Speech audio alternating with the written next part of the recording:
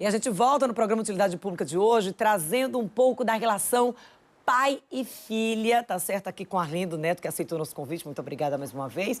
E nossa psicóloga e psicanalista, Patrícia Pinatti, todas as segundas, aqui no nosso Papo de Comportamento, aqui no Utilidade Pública.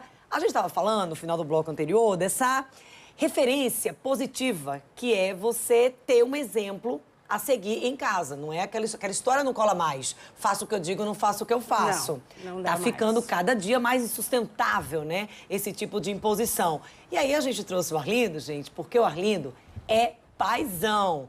Traz o exemplo aí para deixar a turma aí com água na boca, Arlindo. Como é que é essa tua relação? Como é que você se aproxima da tua filha? Em que situações você acompanha a sua filha? Então, eu costumo acompanhar minha filha diariamente, entendendo as suas necessidades. E não é só dizendo sim também não, tá? Às vezes você tem que dizer o não para que as coisas realmente corram dentro de um eixo, né? Para que as coisas se encaminhem para um trilho. Então, só dizer sim para o filho também não é algo interessante. Você tem que mostrar para ele que o não faz parte do seu dia a dia. E eu acho que é um pecado dos pais, muitas vezes, principalmente pais separados, que usam do artifício do sim até para ter a criança perto, né? Dizer, não, se eu disser não, ela vai ficar chateada, ela não vai querer vir para minha casa, ela não vai querer estar comigo. Que é o seu caso. É o meu caso.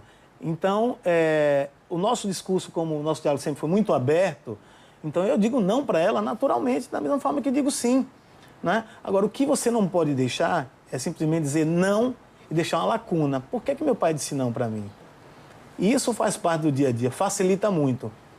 Entender no dia a dia o que acontece com seu filho, conversar com ele no trajeto da escola, na volta, como foi seu dia, buscar informação. Tem dia que o dia foi horrível, teve uma atividade muito intensa na escola e você não procurar saber o que foi que aconteceu, aquilo começa a juntar na cabeça da criança e para mim, um copo d'água, né? Começa aquele conta-gota, encher, daqui a pouco transborda, quando você vai ver o problema está do tamanho, foge ao controle. Então, eu procuro lidar diariamente com as adversidades para que a gente possa ter uma longevidade na relação. As pessoas, né, Patrícia, precisam aprender a dizer não, né? O não tem que ser tratado com a mesma naturalidade do sim. O não é importantíssimo. Você não pode deixar uma criança ou um adolescente livre. Tem estudos que dizem que a permissividade, o excesso de permissividade é tão pernicioso quanto a negligência. A criança fica perdida se você não impor limites para ela, porque, na verdade, você está direcionando. E isso é uma forma de amor. Impor limites é uma forma de amor. Arlindo falou uma coisa interessante também, dessa conversa do dia a dia. É uma paternidade que tenha intimidade. Né? Então, você leva o seu filho para a escola, como ele leva a filha dele para a escola, e você leva, aguenta aquele mau humor matinal, conversa, na volta conversa. Isso é criar intimidade. E dessa intimidade vem segurança. Para eu poder chegar para o meu pai e falar, olha, aconteceu isso, aconteceu aquilo. Vem dessa intimidade que se cria no cotidiano. E, além disso, ainda há uma presença muito forte de Arlindo na hora de lazer da filha, né? Conta pra gente. Então, eu procuro acompanhá-la em todos os eventos que ela participa, uma criança que adora praticar esportes. Esse final de semana, por exemplo, teve a competição na escola dela, dos jogos internos, e eu estava lá rigorosamente na parte da manhã, torço, vibro, sofro também, né? Às vezes machuca, lesiona, você tem que levar para fazer um atendimento médico, enfim. Eu acho que acompanhar. Eu adoro pescar, ela me acompanha muitas vezes também nas pescarias, enfim. Apesar de que hoje ela é vegetariana, né? Estou perdendo minha parceira de pescaria, porque ela hoje é vegetariana. É algo que me surpreendeu, inclusive, na mudança de hábito alimentar. Eu achei que fosse só uma fase, porque era carnívora ao extremo que nem eu. E do nada ela disse, meu pai, eu vou parar de comer proteína animal. Eu achei que aquilo era uma fase e ela decididamente levou o caso a sério. E aí você foi acompanhando e aceitando. Tive a preocupação de saber o que é que faria para substituir aquele tipo de alimento, mas eu acho que você tem que respeitar, né? É uma filosofia de vida nova, principalmente para mim, que foi criado em outro ambiente.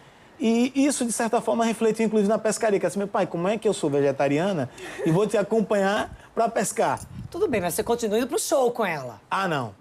Lollapalooza, vamos pro Rock in Rio. Então, somos parceiraços nesse sentido, né? Eu acho que isso ajuda e eu não perco o detalhe de mostrar para ela, tá vendo aquilo ali? Tá vendo aquilo? Faça a sua própria avaliação. Acho que o ponto central é você respeitar o ponto de vista, mas você mostrar o teu ponto de vista para a criança. E assim, deixando os outros pais saia justa, hein? Acompanhando para esses shows todos, olha, tá deixando muito pai de saia justa. O Lollapalooza, no ano passado, foi presente de aniversário. Ela fez 15 anos, nós tínhamos uma programação de fazer uma viagem internacional, que não deu certo. Ela disse, meu pai, se o senhor me levar pro Lola, eu tô satisfeita. E eu fui. E assim, essa companhia de hoje é a criação, a construção dos princípios de amanhã, né? Exatamente. O que é legal? É que ela também traz as experiências dela para mim e eu costumo escutar. Né? Eu acho que um dos maiores sentidos do ser humano é a sensibilidade para ver e ouvir antes de falar. Então, quando eu não sei, eu pergunto. Quando eu tenho dúvida, até para saber como é que ela está no processo, eu pergunto e peço que ela me diga o que é que ela acha. E dali a gente começa a conversar, a trocar ideias, informações e sempre chegamos num consenso. Nem sempre a minha ideia bate com a dela para algumas situações, mas eu procuro nos entender, né?